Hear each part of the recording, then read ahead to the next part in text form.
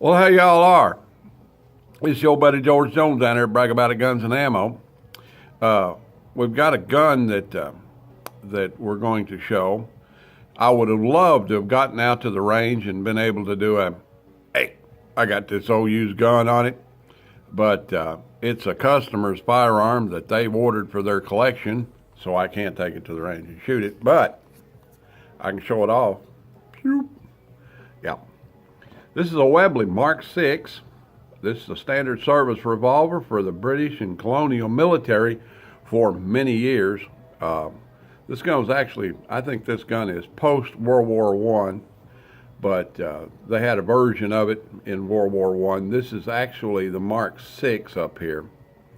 And so I think it was made sometime in the 1920s or 30s, running up to World War II. This gun is in caliber .455 Webley, which is basically a shortened .45 long Colt cartridge. It requires a rim.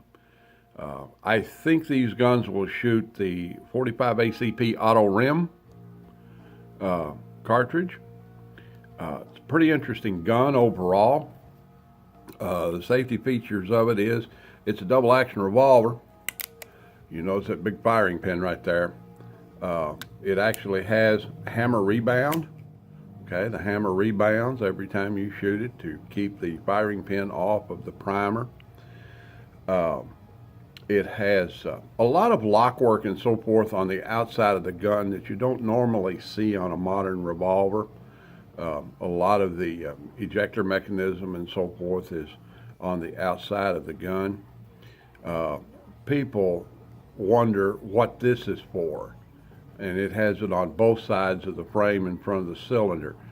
This little flange is designed to allow the gun to go smoothly into the holster without grabbing on the cylinder. That's what that's for.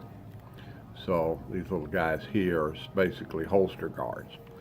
It is a top brake revolver, and as opposed to having a top brake up here where you'd normally find it, say on an H&R or something of that nature, you actually have a lever, brake lever down here on the side that you can hit with your thumb and throw it open, and it'll automatically eject all of the cartridges.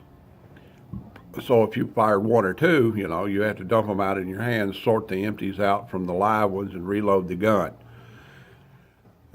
Unlike American military revolvers of the period, they did not use moon clips. They used individual cartridges. In World War II, they actually used moon clips when they were available, but it wasn't a British invention. British officers and commandos and so forth that were issued this gun discovered that the Americans had a moon clip, and it just happened to be the same index of chambers in the cylinder to where the American Smith & Wesson moon clip would fit it.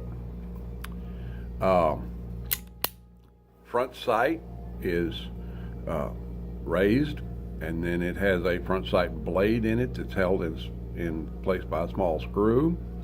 It is 6 lands and grooves, left hand twist. That's right.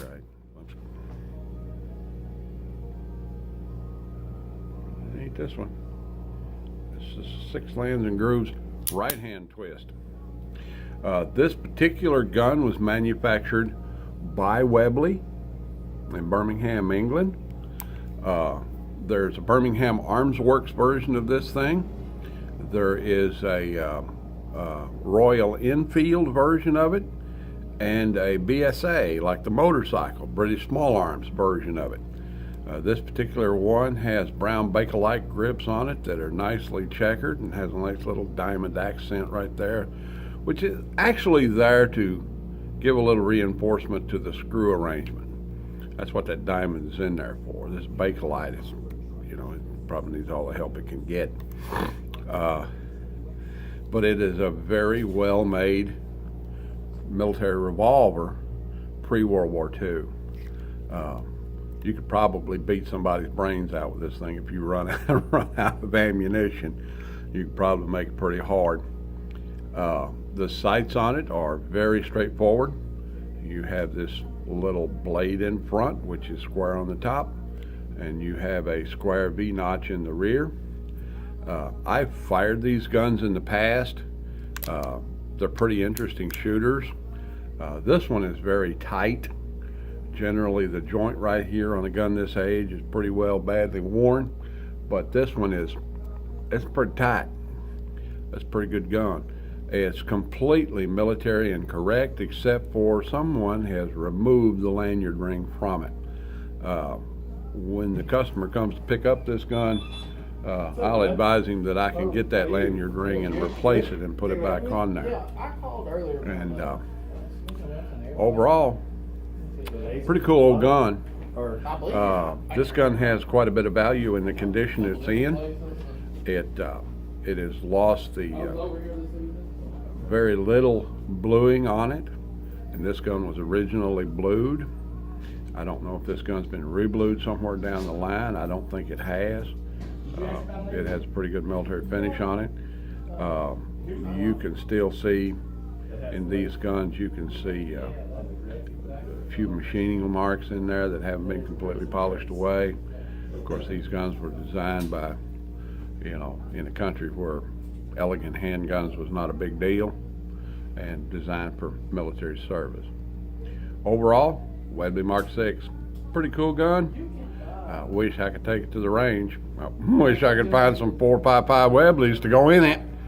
All right then, that's about the size of it. Brag about the guns and ammo. We'll see y'all now.